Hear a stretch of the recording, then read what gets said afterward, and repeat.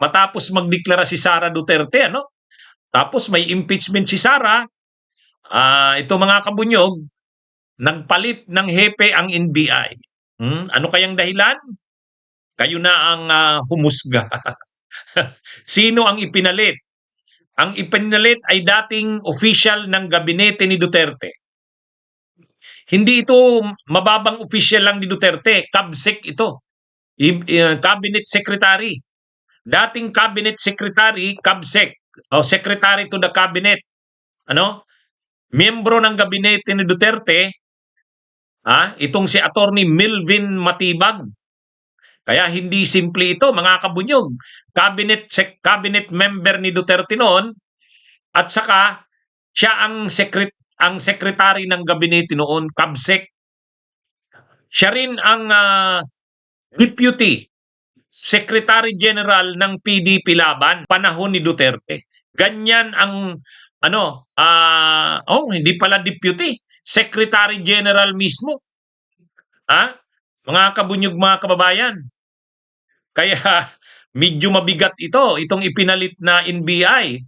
Ayan ano ko sa inyo. Tingnan nyo, tingnan nyo yung caption sa baba. Watch. Attorney Melvin Matibag, former Cabinet Secretary of ex-President Rodrigo Duterte and former PDP Laban Secretary General. Ganyan. Matindi ito. Hindi ito simple lang na official nung panahon ni Duterte. Mga kabunyog, mga kababayan. Medyo ito dating Cabinet Secretary ni dating President Rodrigo Duterte at dating Secretary General ng PDP Laban. Alam naman natin ang trabaho ng NBI, investigation. Investigation. Kaya mga kabunyog, mga kababayan, medyo mabigat itong ipinalit kay Attorney Angelito Magno.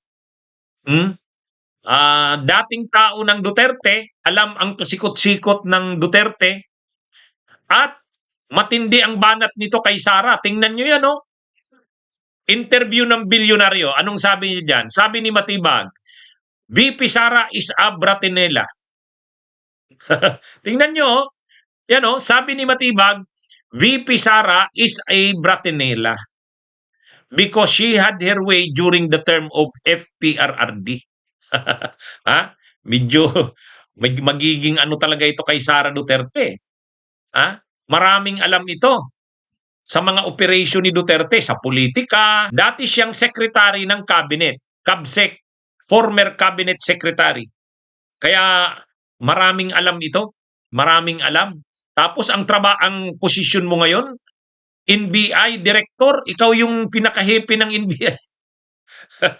Kaya yung mga iimbestigahan diyan, mga kabunyog, siguro doon sa mga isinampang kaso kay Sara Duterte, pwedeng imbestigahan ng NBI yon. Pwedeng imbestigahan yan, mga kabunyog, mga kababayan. Kaya ito? Tsaka kita nyo naman, ang sabi niya, VP Sara is a Bratinela.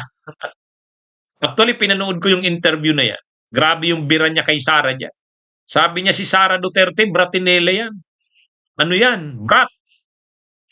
Brat. Spoiled. Kahit nga daw si Digong noon, hindi daw makontrol yan. Sabi ni Attorney Melvin Matibag.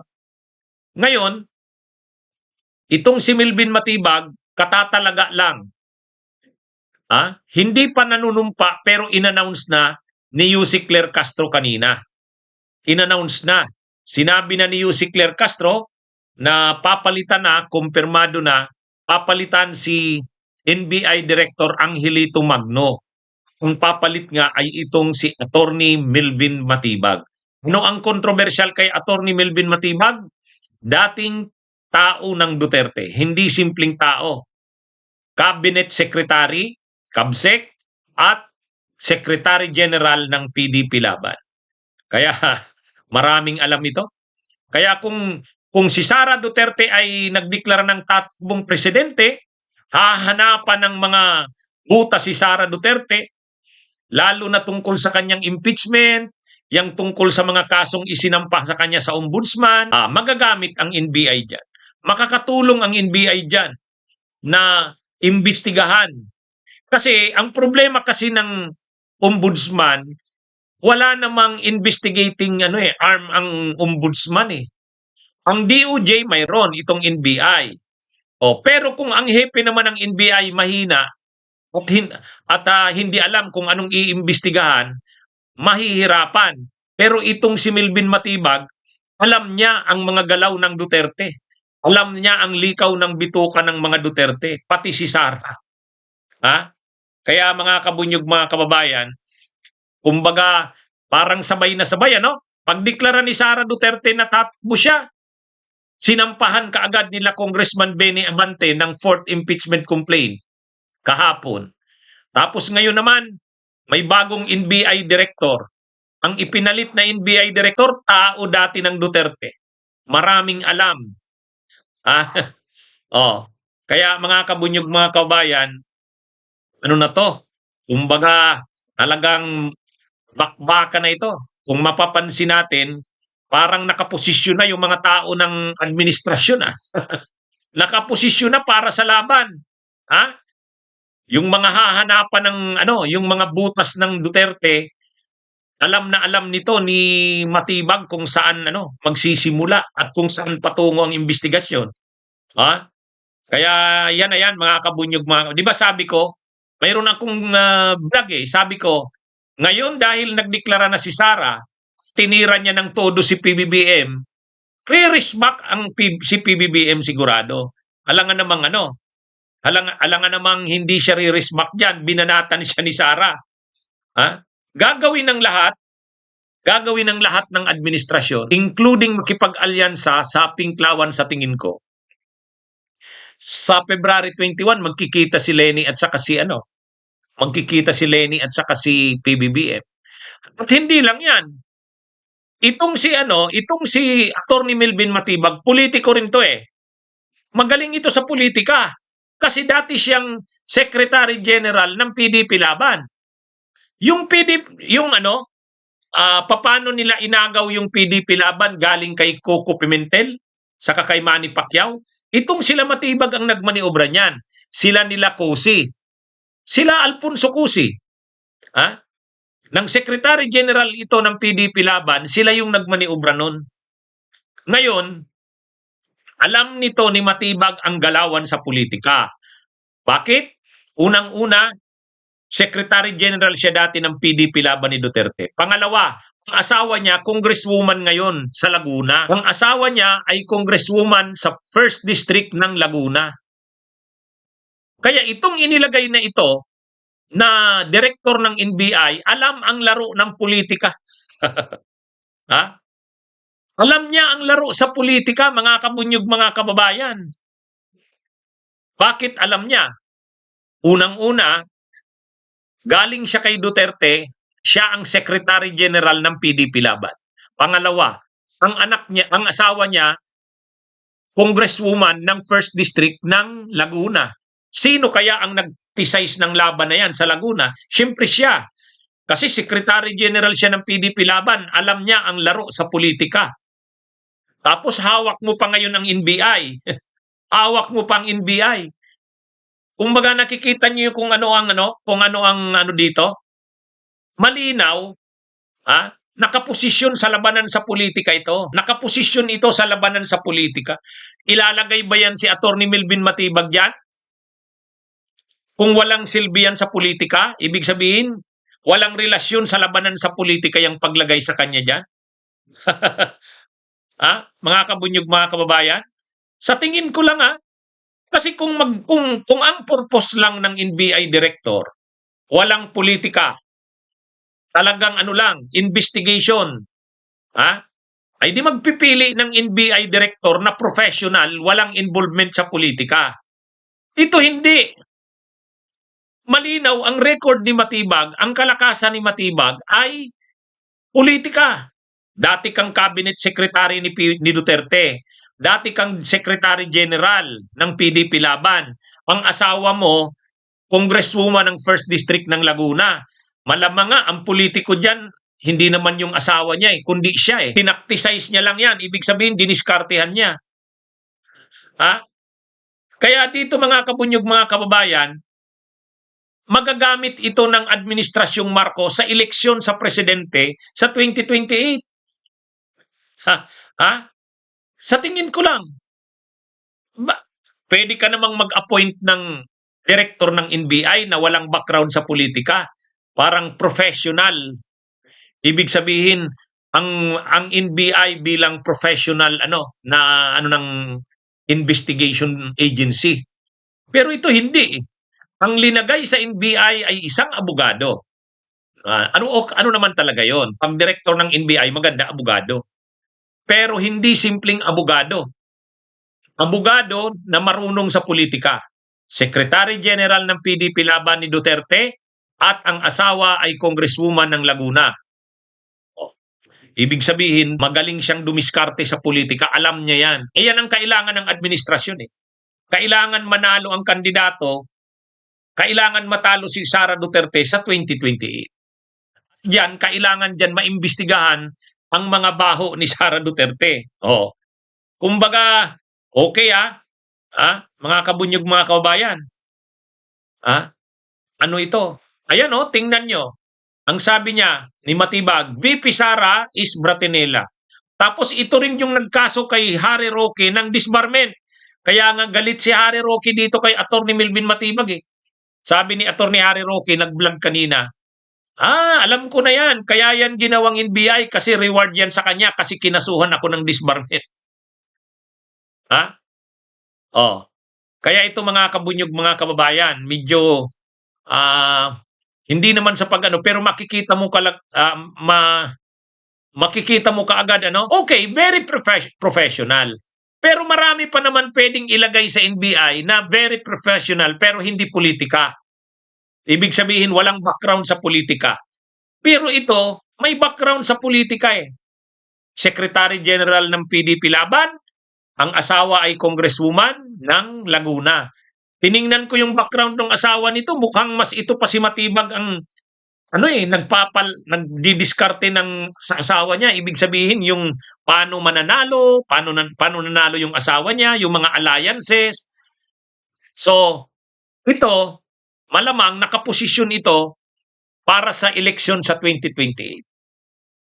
So, siguro si Angelito Magno, yung pinalitan nito ay masyadong mabait, Kumbaga, bilang NBI director, si Angelito Magno magaling. Pero sa mga usapin lang na investigasyon ng mga krimen.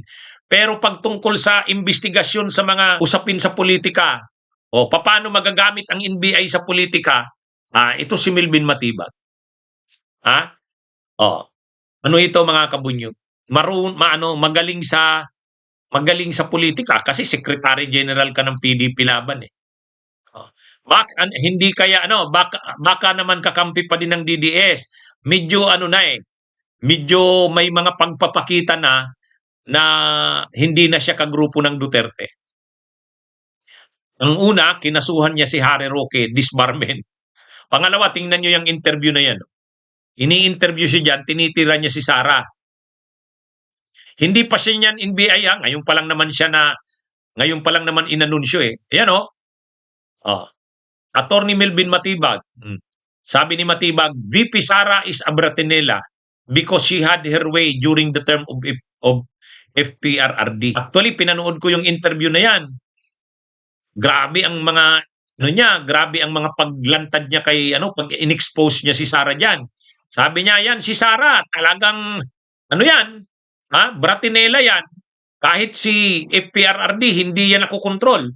Si Sara Duterte umano ang nagmaniobra noon para matanggal si dating Speaker Alvarez. Si Bibot Alvarez.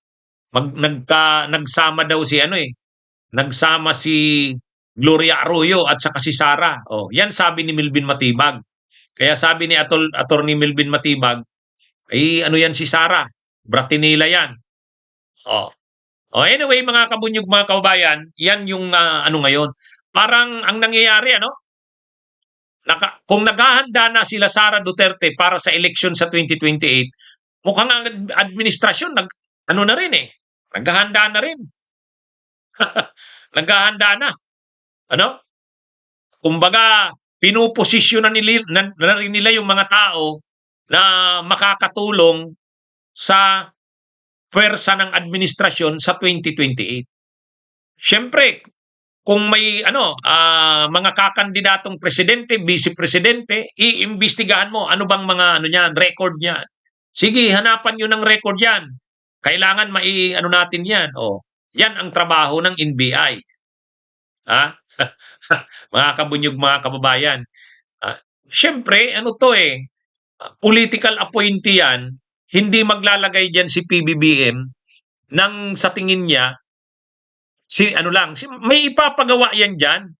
Halimbawa, investigasyon dun sa mga kinaso kay Sara sa ombudsman. O, pwedeng, parang katulad din yan ni, di ba? Katulad din yan ni, nakita nyo naman si Buying.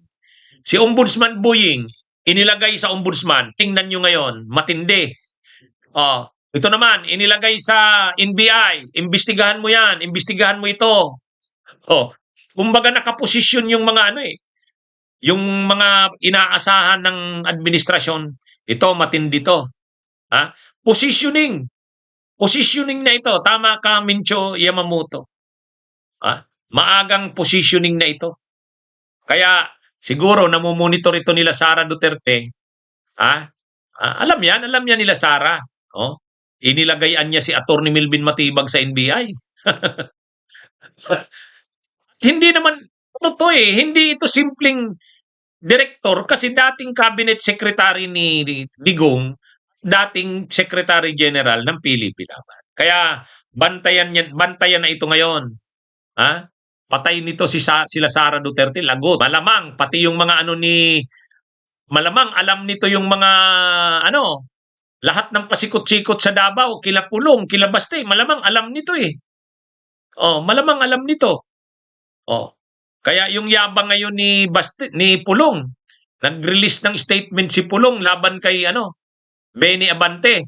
Sigurado re-request si Benny Abante, imbestigahan mo nga nyo nga NBI, imbestigahan nyo yung mga flood control projects ni Pulong Duterte. 'Di ba? Napanood nyo yung ngayon. Binira ni Pulong si Congressman Benny Abante.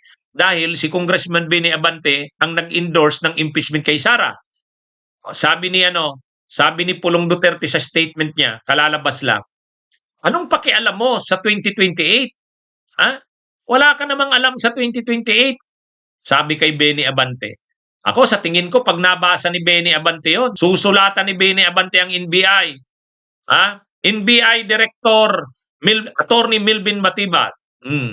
Please investigate the flood control projects of Congressman Pulong Duterte. Siyempre, papaimbestigahan sa NBI yung 51 billion ni Pulong noong 2019 to 2022. Patay si Pulong yan. Sino ang mag-iimbestiga? NBI. At alam na alam yan ni Atty. Melvin Matibag dahil kabisado niya ang Duterte. Dati siyang nagtrabaho dyan. Mga kabunyog, mga kababayan. Kaya, kumbaga, sinasabi si PBBM na weak, mahina, pero ang ginagawa niya, nagpuposisyon siya ng mga taong sila ang gagalaw para sa kanya. Si Buying linagay sa ombudsman. Si John Vic Remulla linagay sa DILG. Ito naman linagay sa NBI. Di ba? Mga kabunyog, mga kababayan. Kaya ito? Matindi ito, matindi. Positioning na ito eh. Kumbaga kung sa chess, magaling na yung posisyon ng mo. Mga unang move pa lang, pagdeklara pa lang ni Sara, ito na, nakaposisyon na ngayon. Tama naman yan. Dapat magamit ang makinarya ng gobyerno para hindi manalo si Sara sa 2028. So para magawa mo yan, ilagay mo yung mga tamang tao. Kung yung NBI director dati parang ang hina, may pinapagawa ka, hindi naman nagagawa, baka matalo pa ang kandidato ng administrasyon sa 2028 niyan. Manalo si Sara Duterte, di ba? Kaya Ano ito, kailangan yung mga linalagay mo sa pwesto, yung sa tingin mo, pag linagay mo dyan, tatrabaho. Tulad ni Boying, o linagay mo sa ombudsman, o tingnan nyo ngayon ang ginagawa ni Boying. Malaki ang naitutulong ni Boying kay PBBM. Kasi malakas ang loob ni Boying. Hindi natatakot. O ito ganun din sa NBI, o ilinagay ito. Tama si Jan D. Blag, counter positioning. Bunyog, bunyog, halikan na kasama ka. Bunyog, kapag buklod ay may pag-asa. Luzon, Visayas, Mindanao, isa ang pananaw. Sa bagong Pilipinas ang bunyog isisigaw. Bunyog, bunyog.